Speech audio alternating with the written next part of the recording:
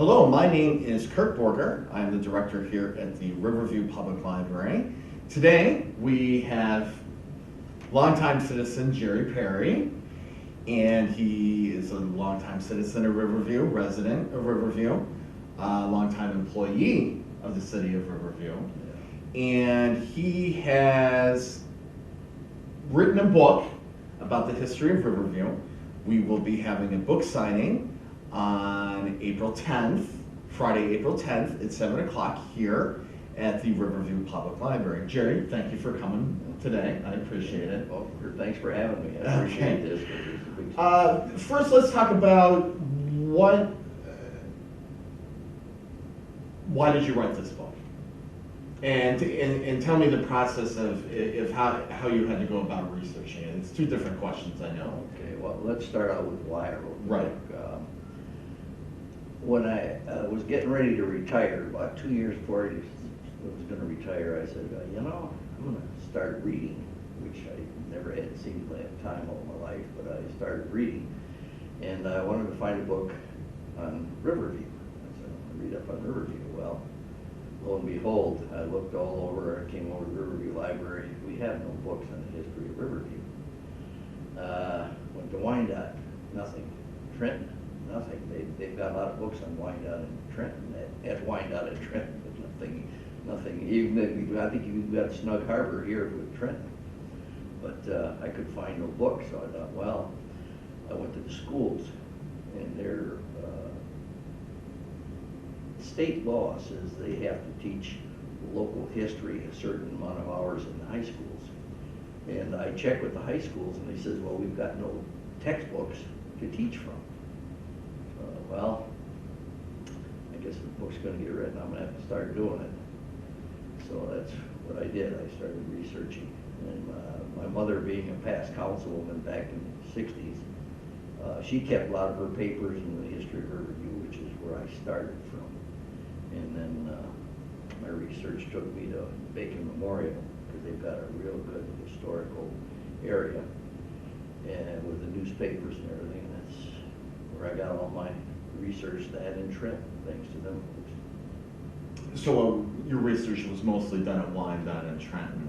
Mostly, yeah. Did you go downtown to the Burton for anything? I went to the Burton and I found nothing. Yeah, the only thing, if I could tell the audience, the only thing I found at the Burton about Riverview was school board records from the 1930s. We probably want to explain to the citizens of Riverview why we don't have anything here. We don't have to. Well, just explain a little bit. Just explain a little bit. Yeah. Because one of the reasons, and this is one of the reasons we don't have really a historical society, because we have to build on something that's already there. And unfortunately, we just don't have a lot, if anything. That's true. I had learned, going through my research, that a lot of it was donated earlier to the Riverview Library, but they didn't have a lot of room for storage.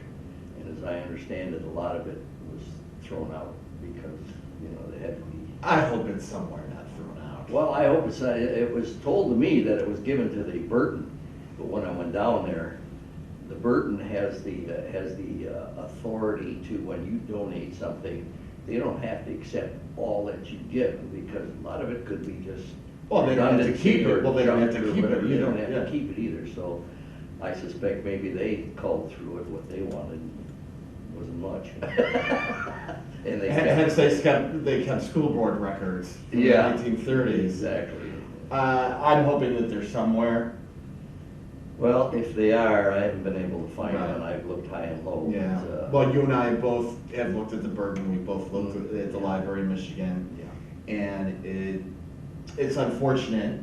However, you've made a good situation out of a bad one, more or less. Hopefully. Hopefully. Yeah. And we'll get back to your mother in a few minutes. Yeah. But if you could show everybody the book. There it is. The cover was actually designed by Jeffrey Corns from Jeffrey's Photography. He helped me out a lot too. A lot of people, more than just myself, went into this. Well, is there anybody you want to mention?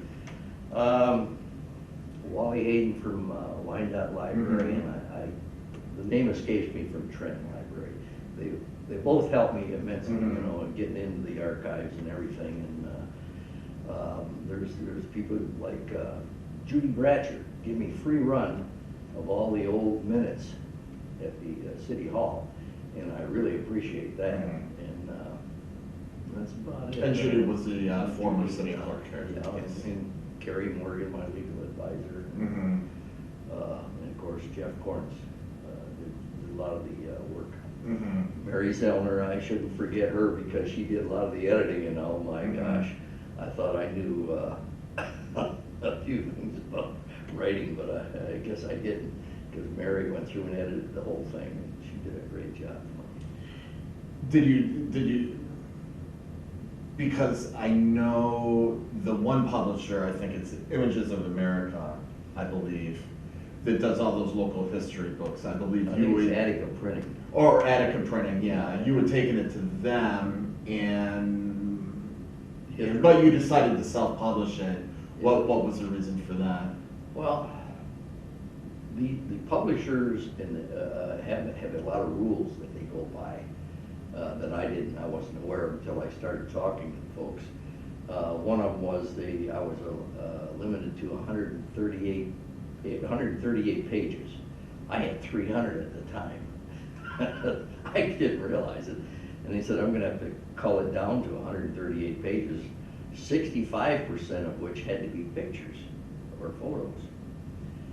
Well, I didn't have that, so I had to disregard them. I went to the History Press, which did the book on E-course, one book on E-course. Attica did another one, but they did a book on E-course, and they were nice, but they were limited too at what I could do and what they wanted to change. They were going to edit everything and do what they wanted. So I had a bad feeling about it. So I said, I'm going to self-publishing under the advice of Carrie Morgan, who's written a lot of books, and so I did. I went to self-publishing, but I didn't realize there's a lot to when you go publishing a book. There's more to it than just typing it out. When did this process start? How long did it take you from beginning of writing the book until when it was published? When the first thought, like I said, I look around and read some books, was about 2 years before I retired, which is in 2006, was made in 2004. I started looking around and then started gathering things all that time. My mother's papers and the city minutes and the libraries. I've been going to the libraries researching all this time. And I didn't complete it till about final edition 2 weeks ago. Yeah, we had an announcement which was premature because I wasn't ready. In the Downriver Profile. In the Downriver Profile, and Rod was really nice about it. He put it in his magazine. Well, we were too far ahead, so we had to push it back. So the 10th. That's about it. Yeah. Let's talk about you for a few minutes. Okay. No, because I think it's important for people who know the background of the person who wrote the book. When did you move to Riverview? Or have you lived in Riverview all your life? I lived in Riverview, lifelong resident. Okay. Yeah, we used to live on Pennsylvania Road across from the Singer Farm, which is in the book. And yeah, I lived there, and we moved back to Wyandotte when my grandfather died for about 2 months. And after he died, we came back to Riverview and been here ever since. And you've done a lot of things for the city. What did you start out? Oh, well, I started out doing things for the city with the Goodfellows. My dad got me interested in the Goodfellows back in the early 50s, late 40s, early 50s. because he was a fireman, and the firemen and the police did all the good fellow work back then. And that I started out, and then I got on the auxiliary police department, and from there, I worked at the Samsonite Corporation for 8 years. And then after leaving Samsonite, I got a job at the city because every place I used to go to, the Samsonite Corporation went out of business and they moved. And then Where were they located? they were located in Ecorse. In Ecorse. And then I went to a steel place in River Rouge. Name escapes me now. At any rate, they closed down the part that I was doing. They were building Vietnam cars and cabooses. Vehicles, right. Yeah, cabooses and things like that. And they shut down that part, so I was out. So I thought, I read an article in the paper that they were advertising for a dog warden. And I thought, well, they never laid off a dog warden that I know of. So I went and got a job as a dog warden in the police department and landfill and then DPW till 2006 when I retired as Director of Public Works at DPW. Since you've been a lifelong resident of Riverview, you've seen many changes through the years. We'll get to that later. Okay. First, tell me about your mother. When I read the book, I did find it interesting, of course, that a woman was involved in city politics, which at the time didn't happen very often. Could you tell me? Okay, first, what was her name? Her name was Leota Perry. Okay. And back in the 50s, she, as most people do when they get involved in politics, they don't like something or they're upset of something happening and they get involved, which is my mother. And there was no females except a woman in Wyandotte was a councilwoman. So she decided she was going to run for council, and she did. And back then it was known as the boys club, the old boys club, because there's no women and, oh my gosh, women don't get involved in politics, but my mother was different. She wasn't going to put up with that, so she ran and she made it. She organized all the women in the city, and that's where it started. And she was elected councilwoman, and she served for, I think, 2 terms. That was that. So, yeah, she was a different woman. She wasn't a stay-at-home mother. She worked at Hudson's, jail Hudson's. She was the head cashier at Hudson's in Detroit for a number of years. When she got out of school, she went there and she worked her way up to head cashier. Then she worked at Gardner Hardware as a buyer for Gardner Hardware, and then she decided that she should retire and do her thing, but then she went into council. So 2 terms, that would have been, so she served on council for 8 years? Well, Or what were the terms let me for put council? it this way, the council, or the city, that is, was a village prior to being a city. She was on the village, and then when they transitioned to a city, she was the first councilwoman in the city, too. The city charter was changed. So. Yeah, let's talk about that. The Village of Riverview was incorporated, or I might be using the incorrect term. No, you're right. Incorporated 1923. As a village in 1923. 1923. Yeah, April. Now, when I read the book, I thought it was an interesting story of why Riverview became incorporated, and that was because of the water. Right. So, can you tell us some about that? Exactly right. The wells began to turn sour. Why? Oh, yeah, when I read the book, I didn't understand that. Why? Let's put it this way, they were the quarry, which the groundwater was heading toward the quarry, would drain towards the quarry. And with the quarry, pumping all the water out of the, and all the water draining from the area, groundwater, it caused a lot of the wells to go dry or sour, as they call it. And they had to get some water, fresh drinking water, as they called it, from somewhere. And they tried to go to Trenton, but the problem was we weren't organized as a corporation. We were just a Mungwagon township, and to borrow money, no one person could finance getting water here, so they had to incorporate. They incorporated into a village, which gave them the legal right to borrow money to purchase a water system or get the piping system here. And they first started out, them in Sibley, the village of Sibley, which was annexed to Trenton, but prior to that, they tried to get water from Trenton. Trenton didn't have a big enough capacity, so they tried Wyandotte.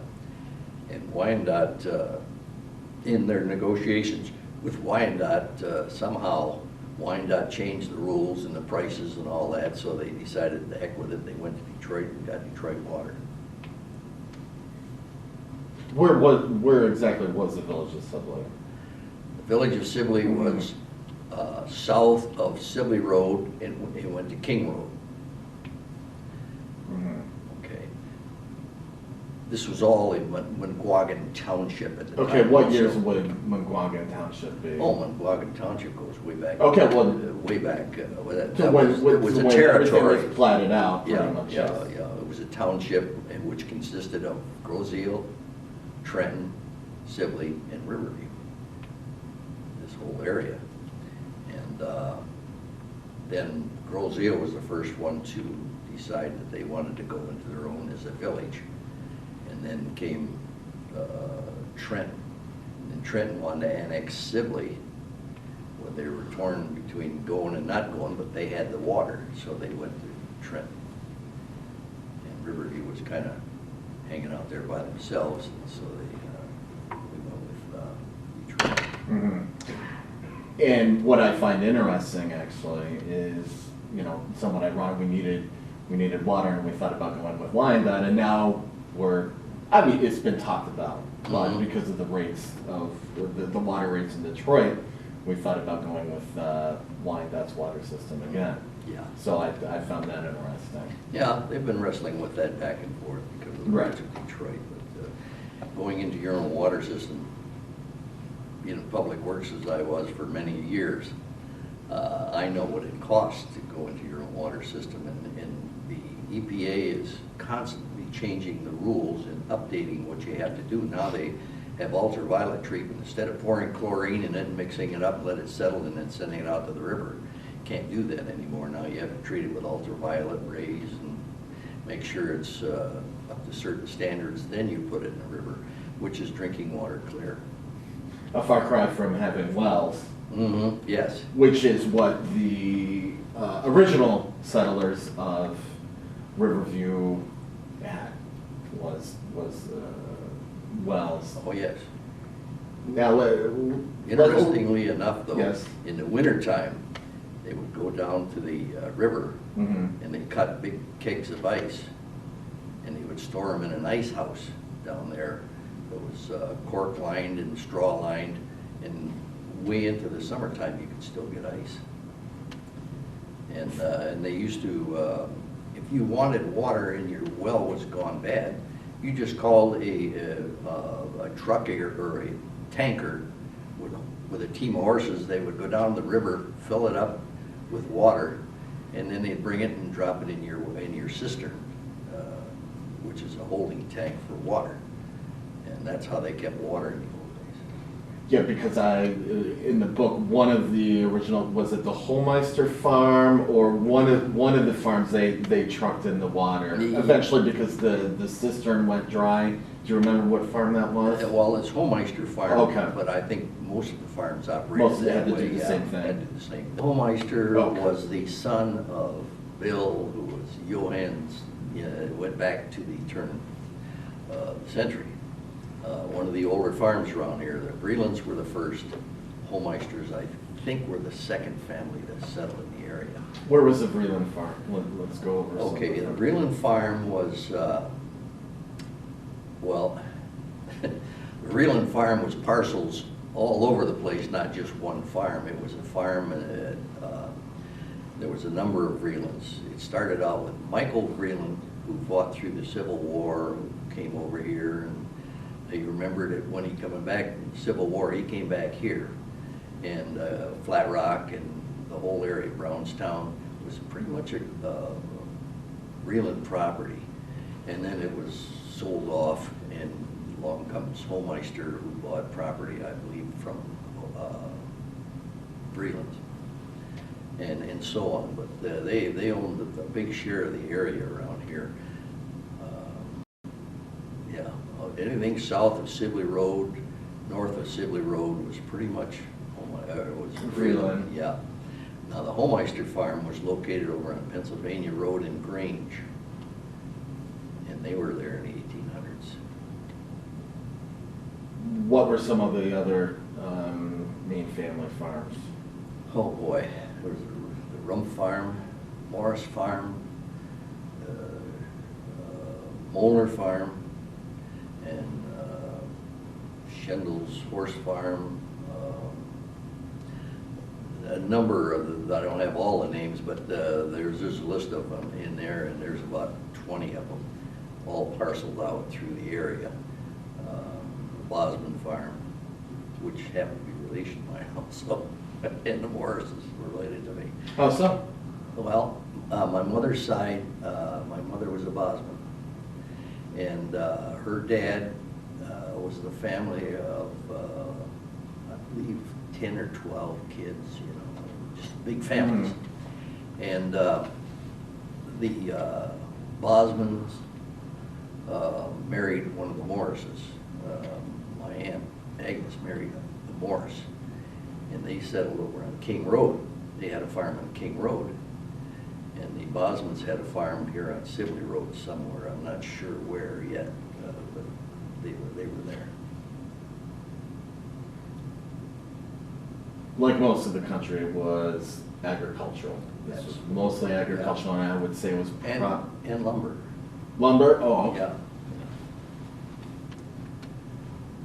Oh, that's right, because there was some company that was, I don't know, or some business that was here because they gosh, I can't think of the business right now, because they located here because of the wood that they would use in their business, and I can't think what Well, Manning's right ran a sawmill early in life, and you know, this was all timber in the area. It was good timber too.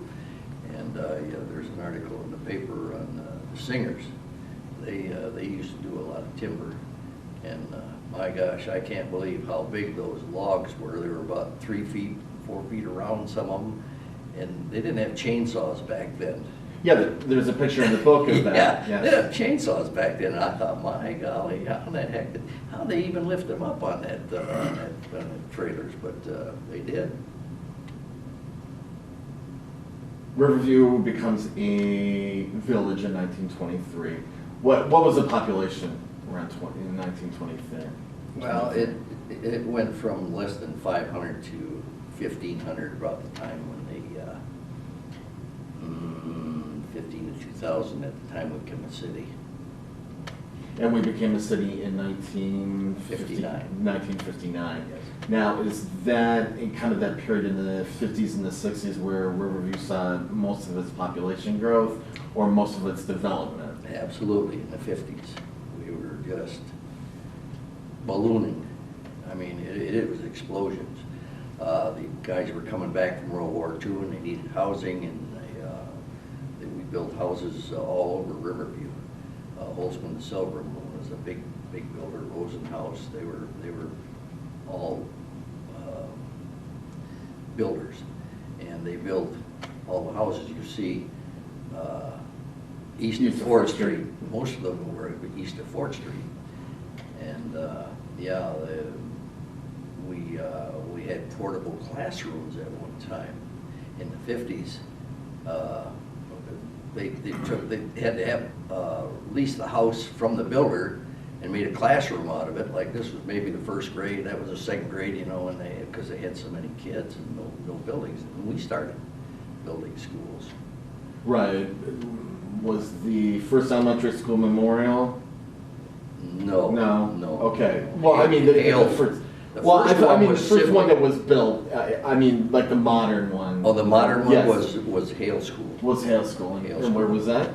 That was over on the corner of Kraus and Longsdorf. Okay. It's an empty field, now the baseball field, now they've torn it down since then. Most of the schools I went to, it's torn down, but at any rate, yeah. And then after that, they built the Huntington School. And then we built the Seats, Downing, and so on. The Forest was one of the last ones to be built. What was City Hall? The current City Hall was an elementary school. That was Downing. That was Downing. Downing, yeah. When was that converted to?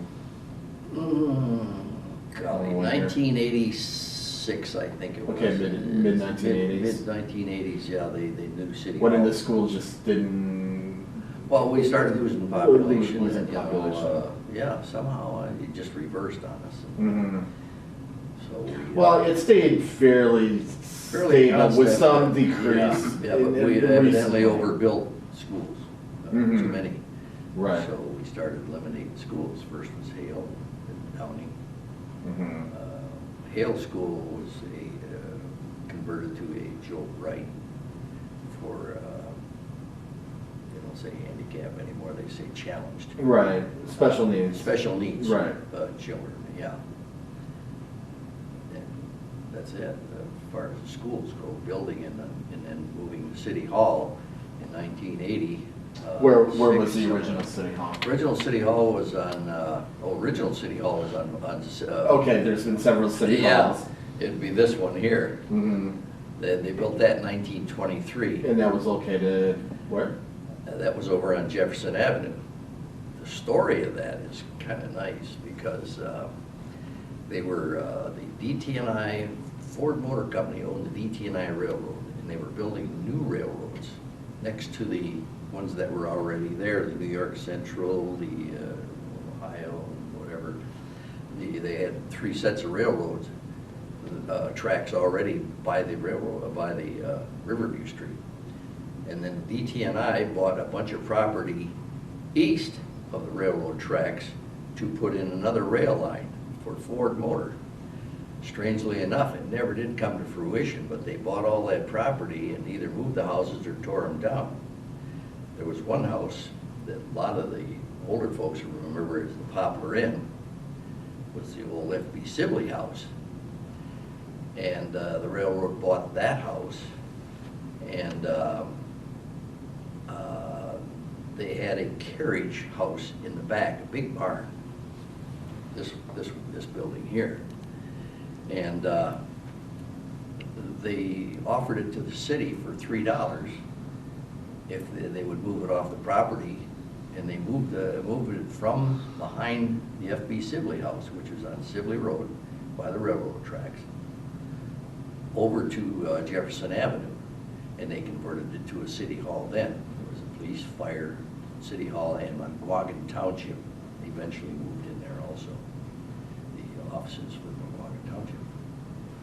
And then 1957, 58, they started building the house there, the building on Fort Street, the city hall on Fort Street, which they moved into and then became a city at the same time, 1959. And in the mid-80s, when City Hall was down, well, it was Downing Elementary School, like That's you said, correct. and then Yeah. now it's City Hall. Yeah. But it was a good deal for both sides. Yeah, I It was was just kinda about hard that. to I was sell just it. about that. I mean, was there any financial transaction on that, or Yeah, was it there just? was, I'm not sure just how much, but we gave the school some property, I think it was, in addition to, they gave us we bought the city hall, or the Downing School. And there was some property exchange there, so.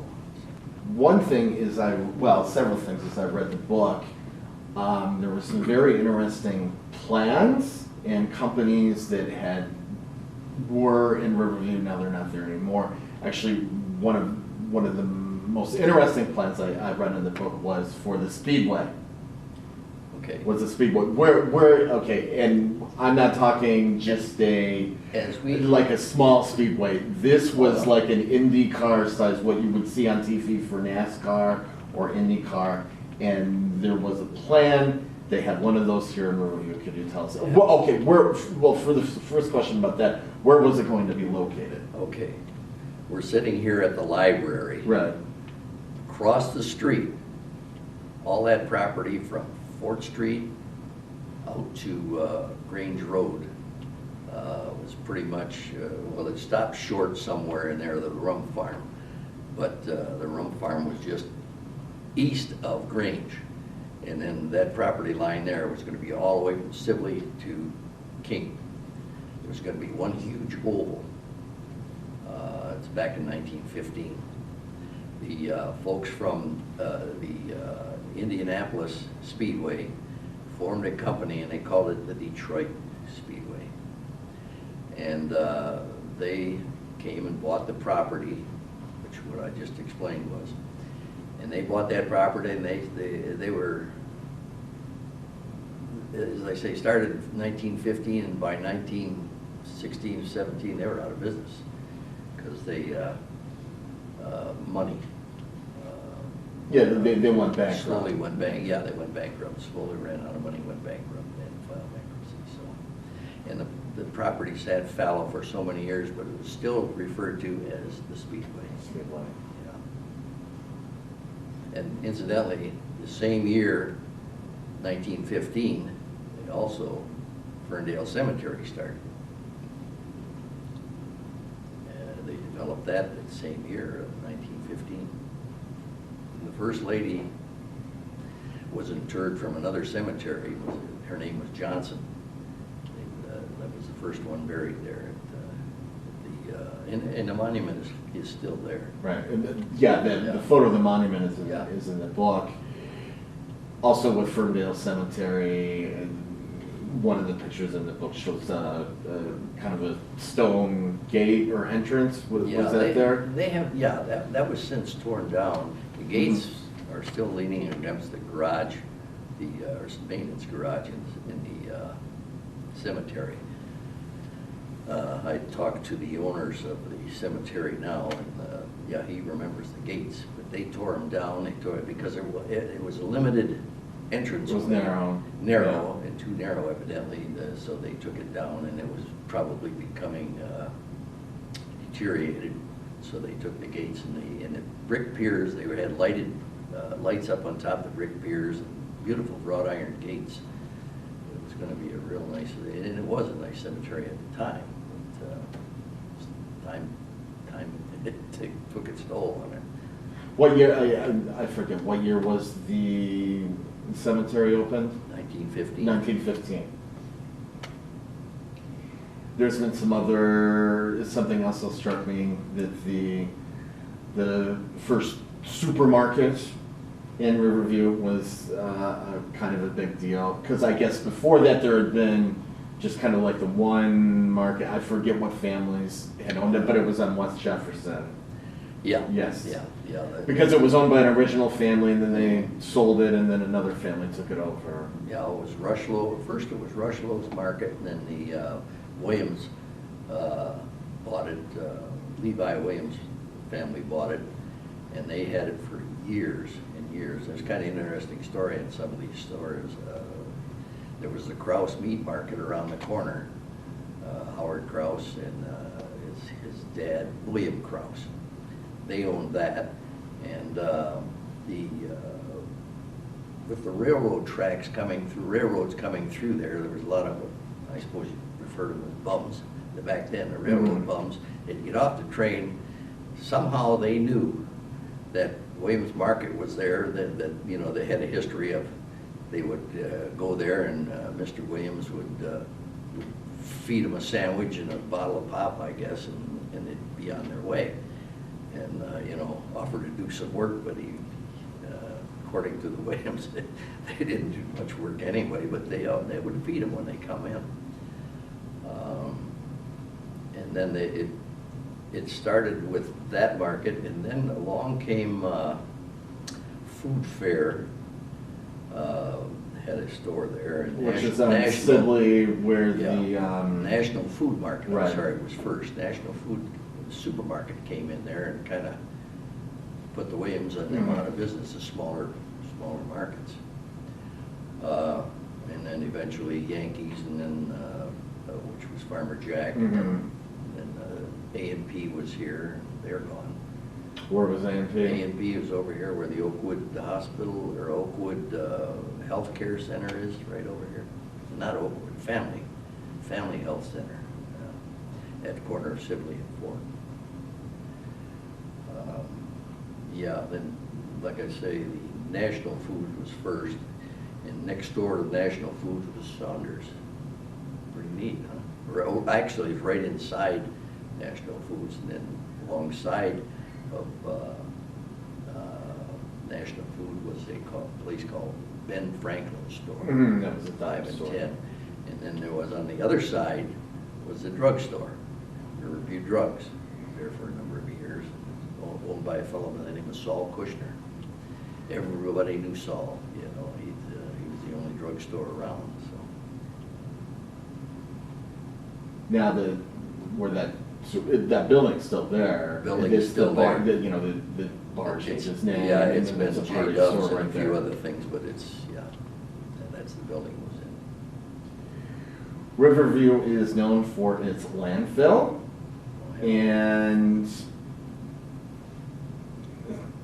landfill saves the taxpayers a lot of money. Sure does. You were a director at the landfill at one time, were you not? Yes, I was. We went through some tumultuous times. I was on the police department at the time, and I decided that, you know, that give this uniform to a bigger guy than me, you know, so Well, what struck me about the police department when it first started, I mean, it was just like one or two guys, and they were just. Well, there was more one or two, but Well, there was, but they were, you know, some guys, it was one man on a shift. Yeah, exactly. Well, that's what I was just about to say. It was Going one back. man on a shift, and then Yeah. and then they appropriated some more money for another police officer who worked the night shift, and Yeah, you know, and then the police force has just kind of grown. From Yeah, if I can talk about the police department for a little Sure. while, it used to be the sheriff ruled the territory as far as the policing goes. And then when we became a village, quite coincidentally, a fellow by the name of Roy Smith, who happened to be a sheriff at the time, they appointed him as the chief of police when we became a village. And Roy was on for quite a while, and then he became treasurer, judge, and a few other things through time, but after a while. But the police department evolved with just one chief, and he was the police department at the whole time. And then they slowly, like you said, they would they hire one more, and then there'd be two of them, and then three, and then four. And about 1950s is when we started getting bigger. There was about 12 guys that got bigger. The landfill, the story on that is that, as I said, with population boom and building schools and the building boom, in the 50s and 60s. 50s and 60s, the city fathers got the idea that, you know, one way to control this is, you know, you couldn't pass a bunch of laws, but if you own the property, you could rule what happens on the property. So the city at the time bought a lot of property, wherever the golf course is now, the 9 is, all that property, all where the landfill is, the city bought that in a bond issue. It's a $3 million bond issue. They bought all that property. And the idea was, though, how are we going to pay for that? So somebody came up with the idea, I don't want to get into any names because, you know, somebody says, well, it's his idea, Right. but I think I know who the ideas were, but that's all right. The idea was we bought the property, we controlled the building, boom, in Riverview, and built the golf course with that, with some of the money, and then they built the landfill. In the 1968, we bought the property and we started knocking everything down. And that's when I left the city police department to go over to the landfill. And Jack Shoup was my boss at the time, and he knew all about it. He was city manager, and when they decided to buy all this property and develop a landfill, Jack had done all the research. He was sharp on all that sort of stuff. He became the landfill. He did boss of the landfill, and he hired me out there. I asked Jack, he's a good friend of mine. I said, "Hey Jack, you got any room for me out there?" And he did. Yeah, he hired me, and then Jack went back as city manager. When you get to that chapter, you'll see what I'm talking about. But Jack was a multi-talented man, you know, and to pay for all this, we started taking in trash. And we had to clear all the property, which I enjoyed doing it. We cleared the property for the golf course. I enjoyed that job. And then Jack went back city manager, and I got appointed the director of the landfill at the time. And I stayed there for a number of years until I became landfill and DPW director. And it become quite a job. When did you just become DPW? Well, or I could ask it, when did they hire just a landfill director? Well, again, we weren't cash flush at the time, so, and we were still trying to generate customers, and the DPW director decided he wanted to go back to a civil service job. So they combined my job as a landfill director, DPW director, and I had both jobs. And that's how I got both of them. And it became way too much to handle because we started getting, you know, we had to go out. I had to go out and solicit customers, you know, run the landfill, DPW, and it was too much. A lot of work. Too much. So then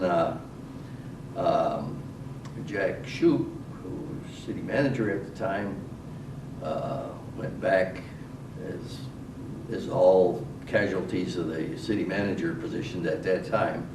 Jack went back, and I recommended let's put him back to landfill to the new mayor, and he says they all agreed, and Jack got the job as landfill, and he stayed there until he retired. Did a marvelous job. He really did. He made it what it is today. Yeah, the turnover for city managers was very high in the late 50s and 60s.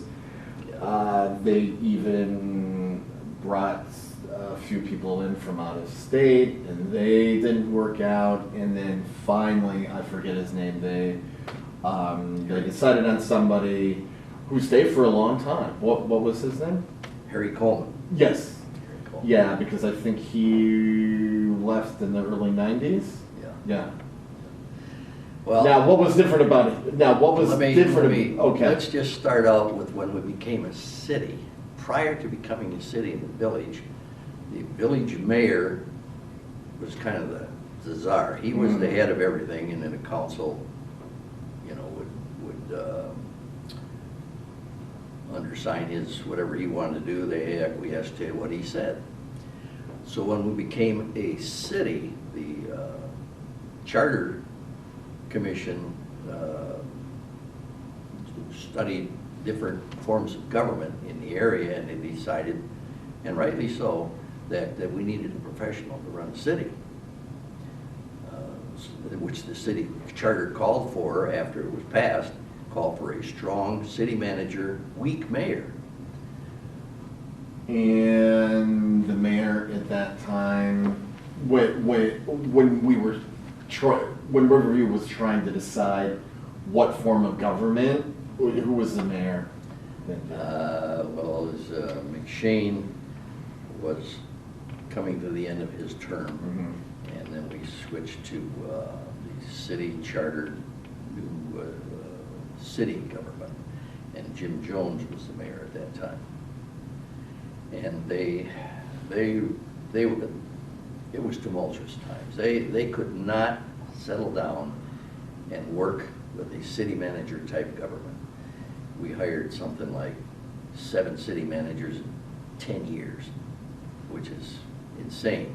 And these were professionals from out of town, you know, and they'd come in here and There's a couple from out of state. they were doing what they're supposed to be doing, is running the city, but the politicians didn't care for that, and they wanted to do it their way, and next thing you know, the city manager works at their whim, or mostly, city manager got frustrated and says, I'm out of here. You know, one year you got one, next year you got another, and it just was mayhem. And unfortunately, my boss, Jack Shoup, got caught up in that, and my other boss, George Tier, got caught up in that. It was nuts. Yeah, because I had seen that Jack Shoup was city manager, then not city manager, then city manager again, or something else. Yeah, well, he went out to landfill, and then they fired the guy who was city manager at that time. Or no, George resigned. He got frustrated with this whole thing. He didn't want the job in the first place, as you'll read in the book. Yes. He didn't want the job in the first place, but he thought, okay, I'll do it until you get things straightened out. Well, things never got straightened out. It was status quo, same old, same old. So George says, that's it, I'm out of here. Well, then they brought Jack back as city manager again, and I think Jack had mixed emotions about that too. I'm not sure. I haven't talked to Jack in a while, but here we go again, you know. Didn't last too long, and you know, Jack is out of the job, you know, so he went back to the landfill. Then they hired a fellow by the name of Harry Coleman out of Cincinnati. He was a personnel specialist and second in command in the city of Cincinnati, and so they hired him to come, and they pretty much, council had a turnover, and they made up their mind this is the way they have to. Yeah, I was going to ask, what was the dynamic that changed? Because yeah, well, change of the government. Right. Change of government. And Pete Rodeville became mayor, and Pete was such a nice guy, but you know, he said that's why we hired the city manager to run the building, to run the business of the city, and that's the way it's going to be. And they did. They did. The council had to listen to it because they were getting a reputation. Well, you can't keep employees like that. No, I mean, the city manager association, you know, they're all over the country. And this was known as the last stop. Yes. Yeah, this was your last stop if you came here. It was the graveyard of city managers. And there wasn't about to get new city managers if they kept it up. So, and Harry Coleman worked with Pete and the council at that time real well. They worked good. When did Mayor Rodeville become? When was he elected? Oh, gee, I'd have to check with the book, but anyway, it's in there when he became elected. Well, I'm I not sure. estimated. God. He was mayor for a long time. Let me is see. what I'm Let trying me to say. see. It had to be mid-70s, somewhere around there. I'm thinking, yeah, without checking the book. Yeah. And how he was mayor for a long time. He was mayor about 20-some years. 20-some years, and things ran rather well. And you said when you talked, you did it with a Dutch accent. A Dutch accent. Yeah. Well, you know. Talk about Mayor Rodeville. Oh, he was a good friend. Good friend. Give me a second here. Pete used to say, yeah, but anyway, what the hell? You know, those people out there, they elect me and they're happy with me, they're voting. He says, I'm happy. He says, as long as they're happy. And, you know, with his Dutch dialect, you know, but Pete was good. He was good. If you didn't know him, he didn't come across, but Pete was dumb like a fox a lot of times. You mean smart like a fox? Smart like a Okay, fox, yeah. just Well, said yeah, well, when you act dumb, you feign ignorance. People think, yes. you feign ignorance, yeah. But Pete was sharp. He had it on he knew what was going on all the time. But he didn't go into the city manager's office, I want it this way, I want it that way. This is the way he ran it. Or let's work together. Yeah, let's work together. And he ran it through council, and the council would acquiesce, either yes or no, and they worked together that way. But Harry was good at also working with the council. Some of the things, always, when you're the leader, you're gonna get questionable. Well, of course. Things but you have to make a decision. Mhm. Beauty of it was, there was decisions being made, where before, it was back and forth, They didn't like what the city manager. Well, back and forth is okay, but something's got to be done. Yeah, I mean, a decision gotta has to be done, made. but eventually, Well, they yeah, give a and decision, but and bad feelings can't be, No, can't I mean, linger once the no. decision's been made. Exactly. But sometimes inaction is worse than no action at all, so, and that's what we were faced with a lot of times. Well, sometimes doing nothing is the right thing to do as well. So. Yeah. Yeah. Well, regardless, it sounded like Mayor Rodeville and the council and the city manager Coleman, had a good dynamic for those. I'd 15 say so yes, years. yes, I'd say so, yes, and we didn't have a big turnover of department heads like we had back in the 60s. Oh, yes, I read about that as well. Yeah. We went through, we had to go through payless paydays, because the landfill started up. What's Bayless, okay. Payless paydays, I mean, or a payless, okay. All a right, cut I in gotcha. pay, Okay, all right. and personnel and everything else, police, everybody was walking on eggs there for a while, because the loan for the payback bond issue was dependent on the landfill having customers. DNR wasn't gonna okay the permit, so we couldn't jump any of so there was no money coming in, and the payment come due. It was, like I say, it was tumultuous times, We had a meeting at schools, they were explaining to us, we're gonna have to take at least a 10% cut, and maybe more, cutting, but what happened was, we got somebody bought the land over on 4th Street. It's now a apartment complex, over on Pennsylvania Road, apartment Pembroke? complex. Yeah, Pembroke, those, yeah. They bought that property. And then eventually the DNR, the politicians put the heat to the bigger Michigan politicians, who finally put the heat on the DNR to okay that permit. I suspect because the competition around the landfills, privately owned, also had something to do with trying to persuade them to not let that thing open. Well, we finally got open, and the money started flowing, and then the payless paydays disappeared, or the thought of payless paydays disappeared, and even the cuts. Mm-hmm. So that was good. That was good for the city.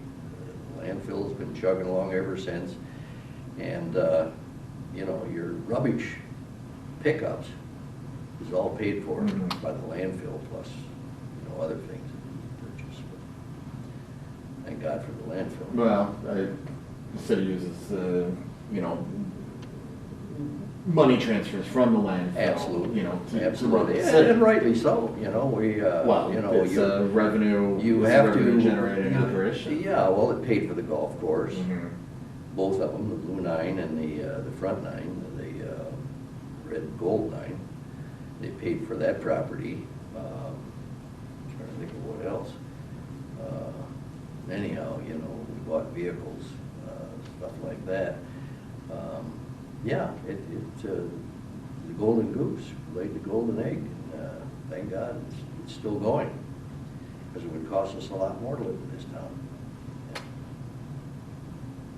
And on the landfill, there used to be a you could ski on the hill? When was that? Okay. In the, when I was out there, we had after a few years, we started building and it was getting up in the air, and we built a sled hill right off of Sibley Road, at the corner of the WGR Tower, you know where that's at? That small hill there, we had a sled hill, and we started building it from that. And then the Sportsman's Den, in a condominium-like situation, they built a clubhouse and the Sportsman's Den.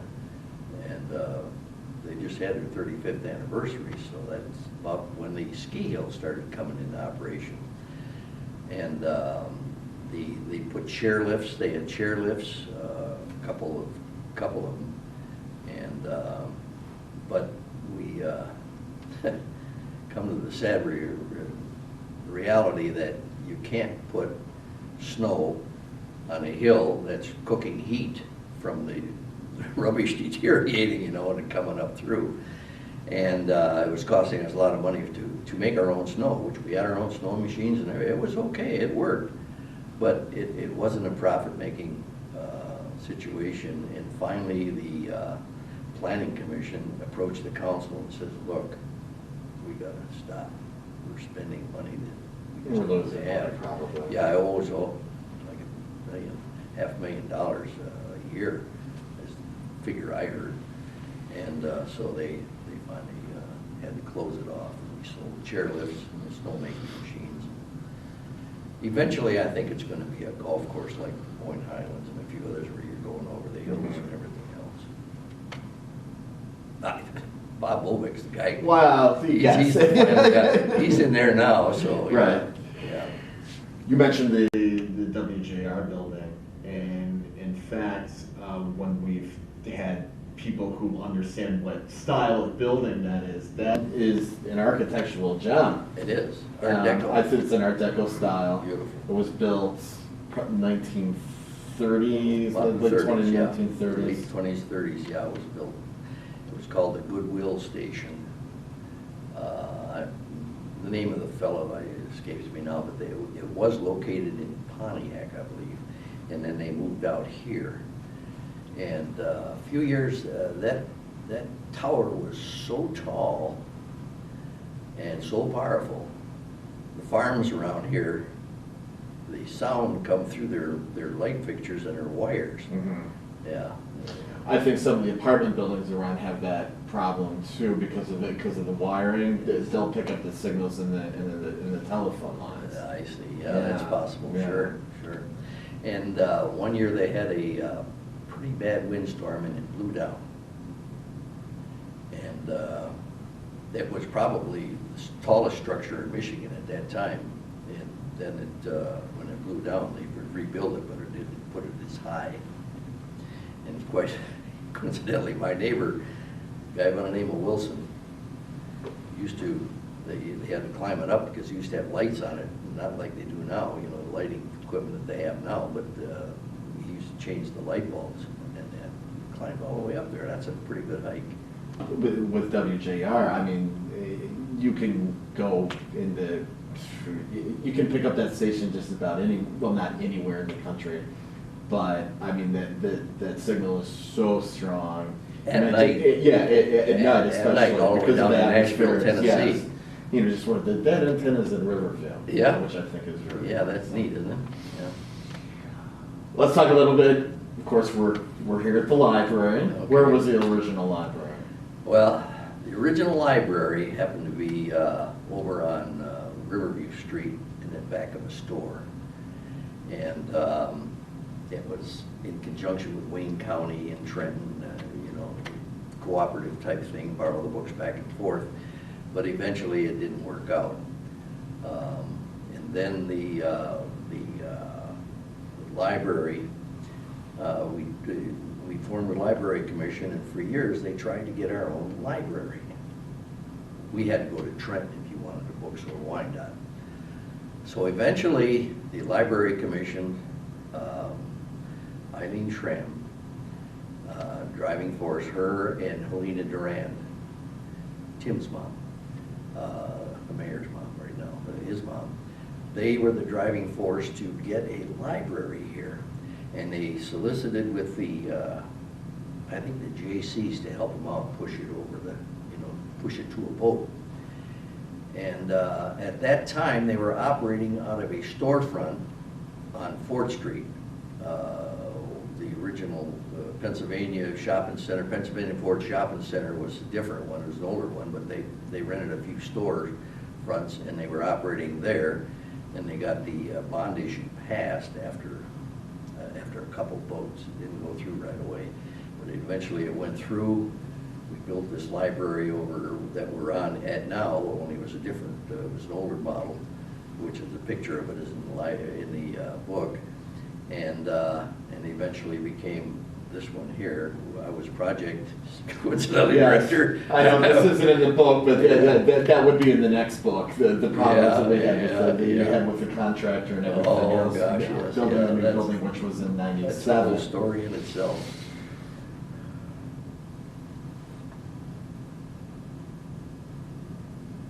And yeah, the libraries at the time were administered by the county. Mhm. And I know this isn't in the book. We stopped being administered. Well, the library stopped being administered by the county in the early '80s. Right. Now, the land that the library's on and in back of us is the old Nike missile base. Correct. Tell us something. Tell us about that. In the 50s, the Cold War, fear, and everything, they decided that they had to protect our industries. Detroit was the arsenal of democracy. And so in the 50s, we had the Cold War between, the Russia Soviets, and yes. Soviet Union and everything. So they built a series of Nike's missile sites.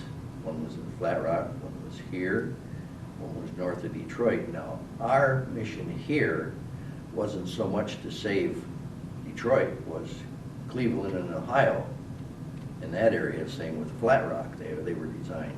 Now, Flat Rock had the Atlas missile, which is the big one out here on display. We had the Nike missiles, which were to shoot down the aircraft. The larger missiles would take out a whole area of airplanes coming in if they were. But anyhow, the Nike site was located here in the 50s, and I talked to Bud Burble. He was working for the Michigan Foundation, who furnished the cement. And he says, my gosh, he says, I think they finished it with sledgehammers. He says it was, the walls were 3 feet thick in some areas. Now, Jack Shoup, had been landfill director at the time, was in charge of, when they closed it, gave it to Riverview. Riverview got it, and was gonna tear it down. And my golly, you couldn't do it with dynamite, so they just heaped dirt over the top of it and closed the elevators and everything, and that's what you see out here. Those Nike missile sites, there's six pits. Silos. Yeah. They're still in the ground. They're still in the ground. Because it was impossible to move them anywhere or demolish it. Could have, but my golly, it would have been a monumental I'm trying to task. think how you would do that. I suppose dynamite, Yeah. and other things, but you couldn't do that in this area. So, any rate, it lasted from 50 to. It didn't last too many years. Donald Capezza, who was a councilman, he was instrumental in getting this rocket. He was a soldier here. So was Bob Hale, as I remember. No, Bob Hale. No, I thought Bob Hale was. Okay. All right. It was Don Capezza. Right. And then Jim Jones, who was the mayor at the time, he was a lieutenant here in the National. It went from the regular army to the National Guard to closing. And Don was all the way, was stationed here all that time. And I've got most of the history of it from Don Capezza, who gave me his papers, and his wife gave me his papers to use in the book. And they were quite involved in the community. They used to do their parades, as they call it, at the high school football stadium. which there's incidentally some pictures of that. Yeah, Don was instrumental in giving me the history on this. Of course, Don has passed. Thank you. There's some stipulation with the land that the land had to be used for recreational purposes? That's correct, that's correct. But we built a fire department on it anyway. And so then they says, well, you can't do that. So then we had to buy property from the Breland farm, which was a lot bigger. In fact, this whole area was the Breland farm, and then the government bought the property and put a Nike site here, and they left them with somewhat still a farm. But then we had to replace the property that was on the fire station. We replaced that with property we bought from the Brelands, which have the Patriots Park now, and all of it's Patriots Park. The school was given permission to buy the north end for the Downey School, right, which is now where City Hall is. And then the Nike site also consisted of a radar site over on Pennsylvania Road, where Rivergate is now. And that's where their headquarters was for sleeping and all that during their off hours. Otherwise, they slept right here in the Civic Center building that you see here behind us. Was one of the I think 4 barracks. I can remember when we were given the property and we were going to demolish most of it, and I had a fellow by the name of Larry Vernier working for me and Ed Weatherall. We brought the landfill equipment over here to tear down this, and we decided to go to lunch. We had gotten down all of them except the one that's standing here, and he leaned up the dozer against it. I said, let's go to lunch. We'll do that afterwards. When we come back from lunch, there was City Manager Jack Shoup waiting for me. He said, time out. He said, we've got orders from the mayor and council that they don't want to tear that down. They want to use it for a rec center, which the JCs were instrumental of at the time of persuading the council to leave it go. So we did. So that's why that building is still standing there. We didn't tear it down. Well, there was some talk recently of tearing it down, and then it was decided to, now it's going through renovations. Yeah, now they're going through renovation, yeah. You mentioned dynamite. Now, the quarry is, it's been in Trenton, but it's been kind of a part of Riverview because of the blasting that has occurred. How long has the quarry been there? Has it been there for a long time? Well, in the early 1800s. Okay.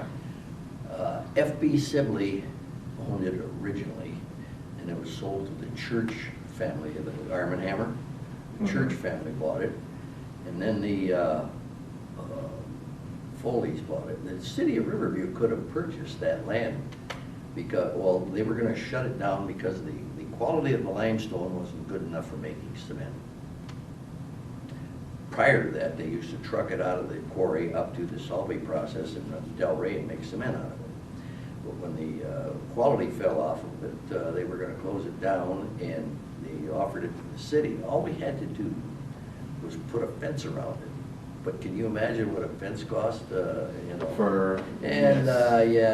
hole in the ground. What are we gonna do with that? And so we decided against it. We didn't buy it, and the Detroit Edison bought it. And that's pretty much the quarry itself. But the schools had all the workers from the quarry. Now, they brought in quarry experts from Italy. These fellas, they couldn't speak English, but they knew mining. And they worked there for a number of years. There used to be a village called Foleyville, right next to where the quarry was. And this being Munguagan Township School District. Now, you can't confuse that with the township. The school district went from King Road all the way to Pennsylvania Road. And it was called Munguagan Township number 1, which was the one on that side of Sibley Road, and number 2 is this side. And all these kids from the families Some of them couldn't speak English, but they were there. And there's a story in there from Miss Augustus, which will tell you about, she had to learn a lot of languages, mainly Italian, because most of these kids were speaking Italian. And they went to Sibley School. Of course, that school that they went to was the third Sibley school. There was two others. One used to be at the corner of Sibley Road and Pennsylvania, or in Fort Street. It was off to this corner. That was the first one. It was a good little wooden schoolhouse. And it progressed to F.B. Sibley donated property and land, and they built a smaller one, or bigger one, and then they built the Sibley School, which was eventually was torn down. But all these kids were, the Melantonis, the Sindonis, the Fastinis. I knew all these kids, a lot of them back then. Did St. Cyprian's Parish exist? St. Cyprian's was probably one of the later ones to come about. The Methodist, it started out Episcopal Methodist Church of Riverview, and it started out in a barber shop over on Riverview Street in the back end, and they had Sunday schools there. And then they built a building over. Remember I told you that DT and I bought that property? Well, they had a church there, and they moved it over on Jefferson. And they conducted church business for a long time there on Jefferson, and then they moved it over on Quarry Road, the whole building. And there's pictures of that in there where the steeple was higher when it was over on Jefferson, but now they moved it. They had to take the steeple off, so it was a shorter one. It was on Quarry Road. Then they bought the property they actually exchanged properties with the city of Riverview at the time, and they located over on Colvin Street, which is where they are now. So they were one of the earlier ones. And then St. Cyprian's came in the 50s, which incidentally, the Methodist Church was way back,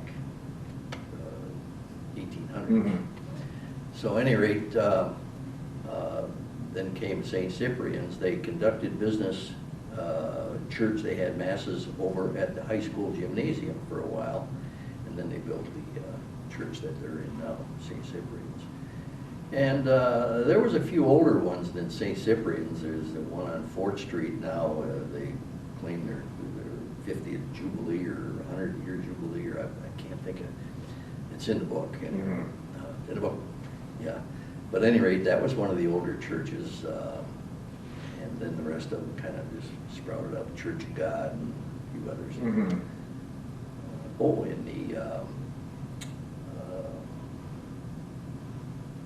the Methodist Church. It's over on Ford Line. Name escapes me now, but they came from Wyandotte. And From this, the Lutheran Church, isn't it? Lutheran Church, yeah, that's what I was thinking. I'm sorry, yeah. Lutheran Church, they located in Riverview. They moved out of Wyandotte and came to Riverview. And it was an interesting ceremony that they had when they had a plow, and they were disking up the area for the groundbreaking. So that was, yeah. Churches were an important part of the city, still are.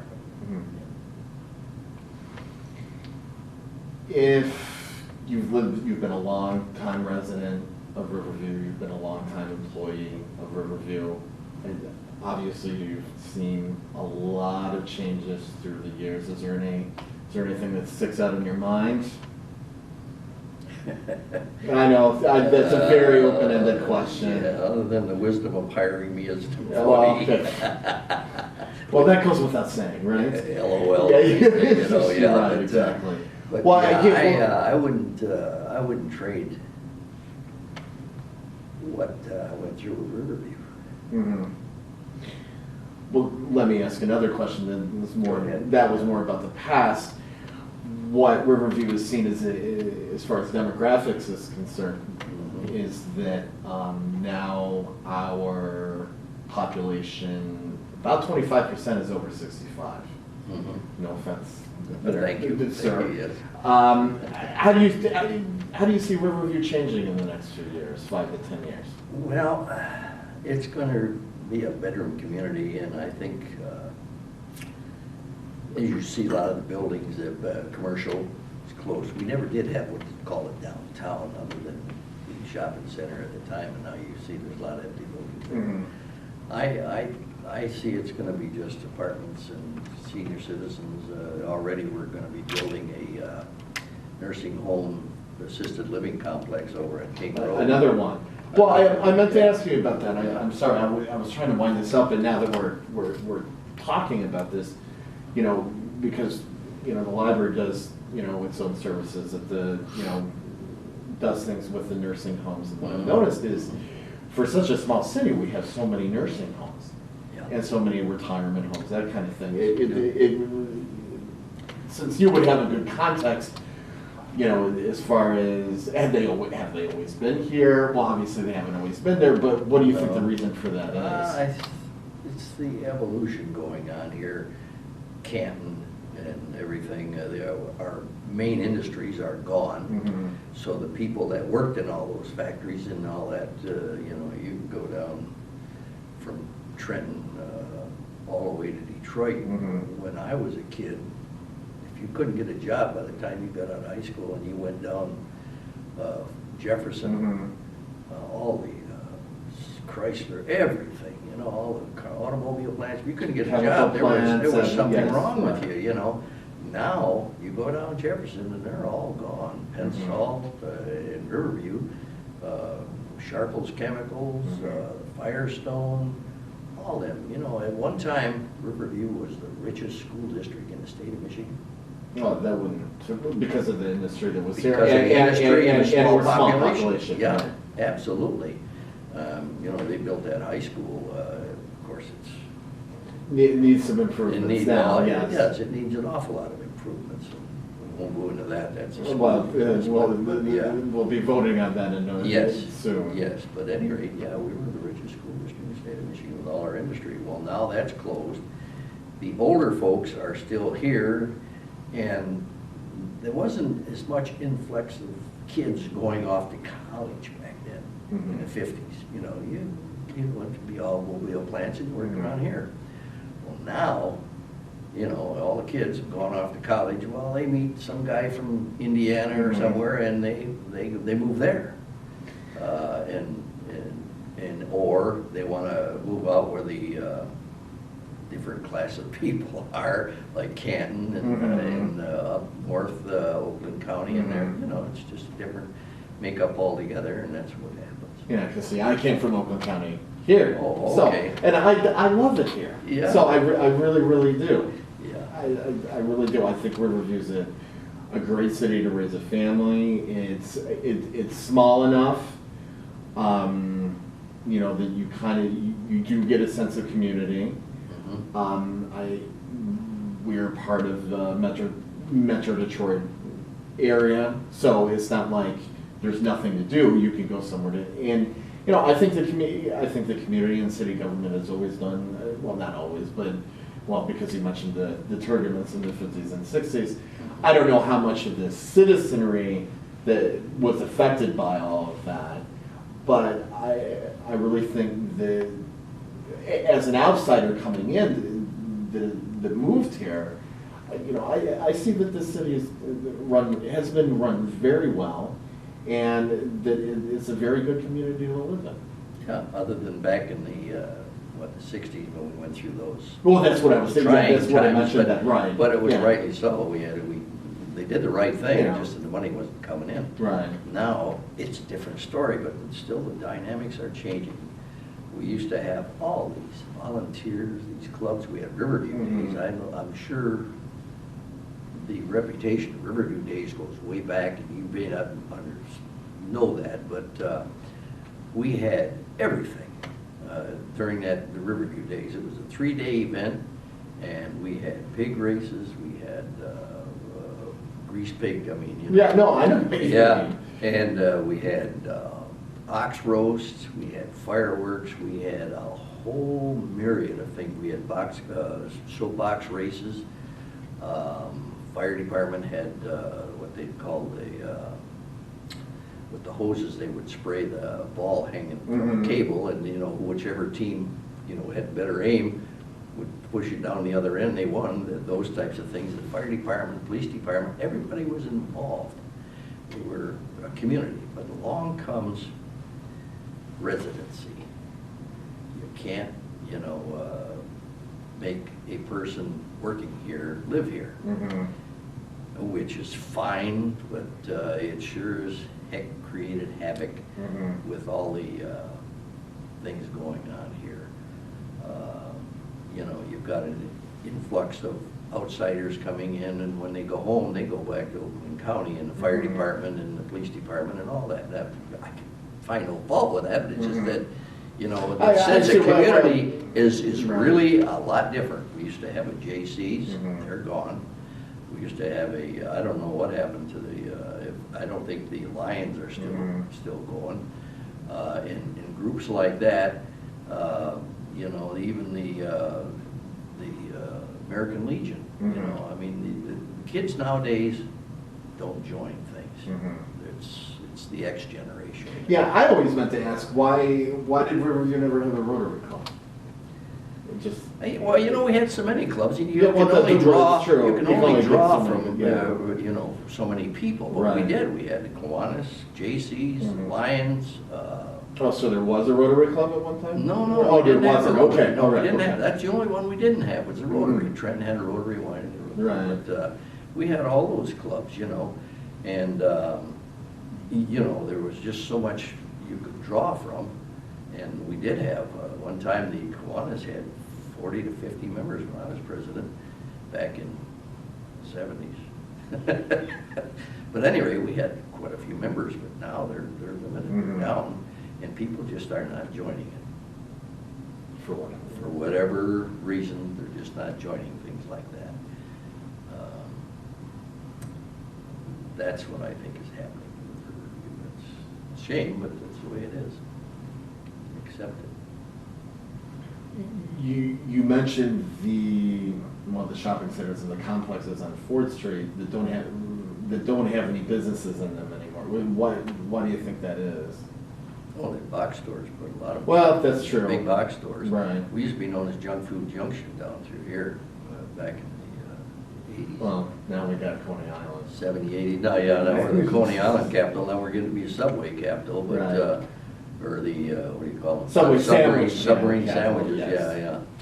But oh yeah, we had a myriad of restaurants coming down. The Copycat, and, Hardee's, and you name it, we had it. Pizza Hut. But they're all gone.